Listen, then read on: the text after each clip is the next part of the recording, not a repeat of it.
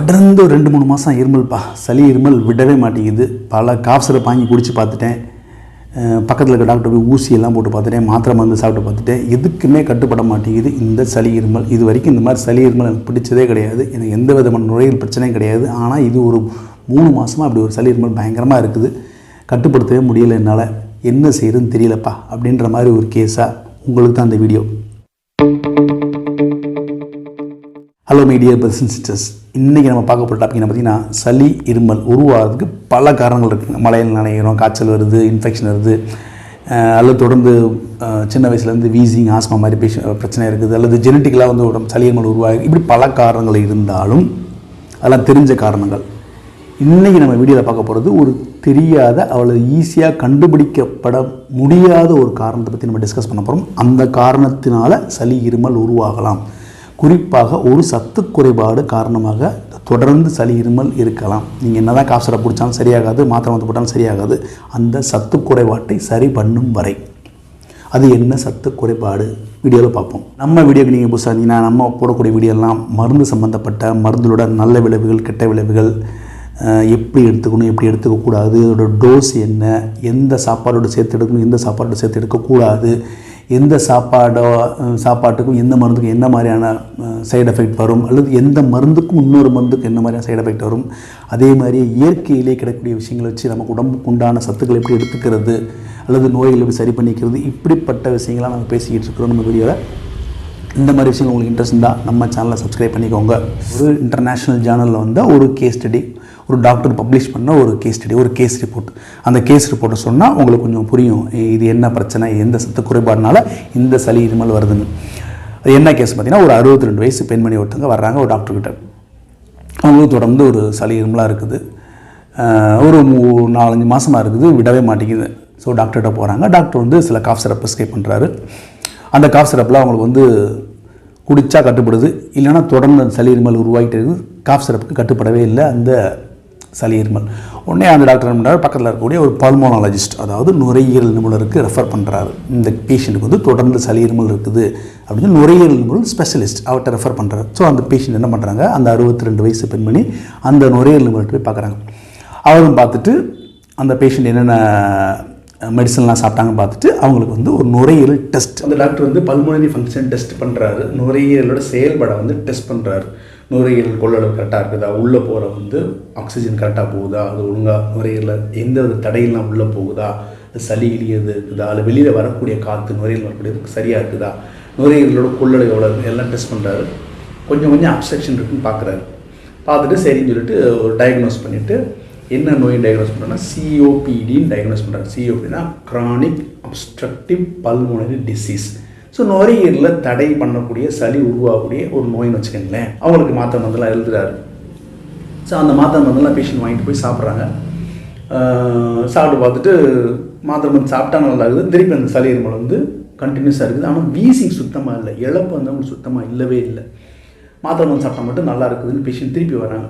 உடனே திருப்பி என்ன பண்ணுறாரு டாக்டர், எல்லா விதமான டெஸ்ட்டும் பண்ணுறாரு. பிளட் டெஸ்ட் பண்ணுறாரு, ஆன்டிபாடி டெஸ்ட்லாம் பண்ணுறாரு, எதிர் சக்தி, அதாவது இம்யூனோகுளோபுலின் ADETன்னு ஒரு 5 ஆன்டிபாடிஸ் இருக்குது, இந்த டெஸ்ட்லாம் பண்ணுறாரு.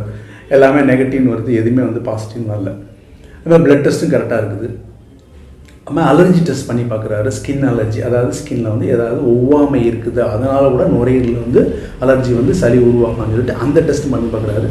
அதுலேயும் வந்து அவங்களுக்கு நெகட்டிவ் வருது, எந்த அலர்ஜியும் இல்லை. ஸோ பிளட்டு கரெக்டாக இருக்குது, ஸ்கின் அலர்ஜி டெஸ்ட் கரெக்டாக இருக்குது, எல்லாமே சரியாக இருக்குது. பேஷண்ட்டோட ஹிஸ்ட்ரியை பேசி பார்க்குறாரு. சரி, பேஷண்ட்டோட ஹிஸ்ட்ரி, இதான் பேஷண்ட்டோட ஹிஸ்ட்ரி ரொம்ப முக்கியம். பேஷண்ட்டோட வந்து இன்ட்ராக்ட் பண்ணி அவங்களோட லைஃப் ஸ்டைல் புரிஞ்சுக்கிட்டு அதுக்கப்புறம் வந்து மாத்திரை மருந்தையோ அந்த பேஷண்ட்டோட நோயோட தன்மையை புரிஞ்சுக்கிட்டு எழுதுறது வந்து ஒரு நல்ல விஷயம். ஸோ அந்த பேஷண்ட்டை நான் பேசி பார்க்குறாரு. நீங்கள் உங்களோட டே டு டே ஆக்டிவிட்டியை சொல்லுங்கள், என்ன மாதிரி பெர்ஃப்யூம் யூஸ் பண்ணுவீங்களா, என்ன ஷாம்பு யூஸ் பண்ணுவீங்க, அப்படிலாம் பேசிகிட்டு இருக்கும்போது பேஷண்ட் ஒரு இதை சொல்கிறாங்க. என்ன கேட்டிங்கன்னா, எனக்கு வந்து வெயிலில் போனால் ஸ்கின் அலர்ஜி ஆகும், ஸ்கின் எரிய ஆரம்பிச்சிடும். ஸோ ரொம்ப சீக்கிரமாக வந்து பேர்னிங் சென்சேஷன் வந்து வந்துடும். சன்னில் வந்து வரக்கூடிய அந்த அல்ட்ரா வயலட் ரேஸ் வந்து அவங்க ஒத்துக்காது அவங்க ஸ்கின்னுக்கு. ஆனால் சன் பிளாக் க்ரீம் யூஸ் பண்ணுறேன், எவ்வளோ நாள் யூஸ் பண்ணுறீங்க, கடந்த ஒரு 4-5 மாதம் யூஸ் பண்ணிக்கிட்டு இருக்கேன் அப்படின்றாங்க.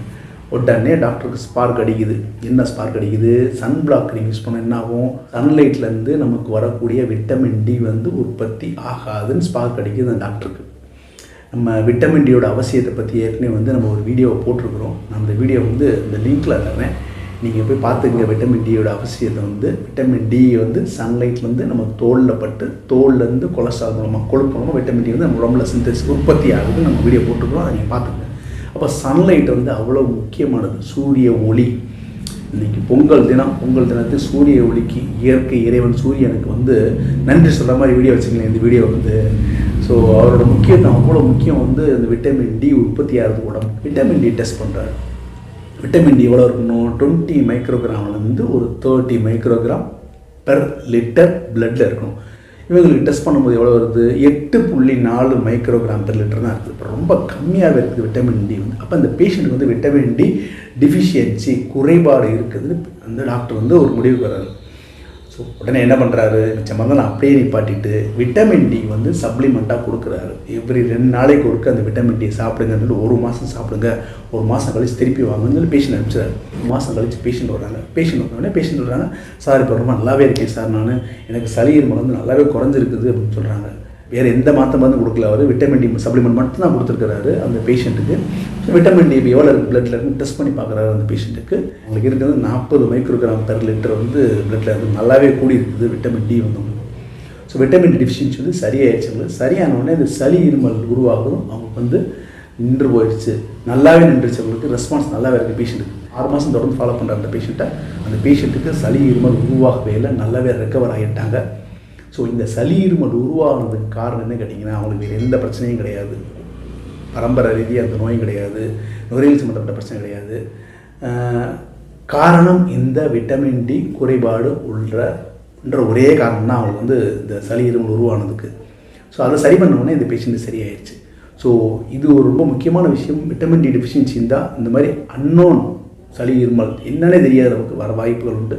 ஸோ உங்களுக்கு இந்த மாதிரி பிரச்சனை இருந்தால் நீங்களே போய் கவுண்டரில் போய் வாங்கி சாப்பிட்றாதீங்க. எந்த மாத்திரை மருந்தையும் ஒரு நல்ல டாக்டரோட, குறிப்பாக நுரையீரல் சம்மந்தப்பட்ட டாக்டர், நுரையீரல் மூலம்னு சொல்லுவோம், பல்மோனாலஜிஸ்ட், அவங்களோட கைடன்ஸோட, உங்களுக்கு வேறு எதுவும் பிரச்சனை இல்லைன்ற பட்சத்தில் விட்டமின் டி குறைபாடு இருந்தால் அந்த டாக்டரோட கன்சல்டேஷனோட நீங்கள் சாப்பிட்டீங்கன்னா உங்களோட சளி இருமல் சரியாக வாய்ப்பு உண்டு. ஓகே மீடியா பிரசன்சஸ், இன்றைக்கி பேசுகிற பிரச்சனை லைக் பண்ணுங்கள், ஷேர் பண்ணுங்கள், சப்ஸ்கிரைப் பண்ணுங்கள். கேள்விகள் இருந்தாலும் கேளுங்கள், கமெண்ட் இருந்தாலும் தாராளமாக சொல்லுங்கள். மீண்டும் அடுத்த வீடியோவில் நல்ல இன்ஃபர்மேட்டிவ் டாபிக் பேசுகிறேன். By from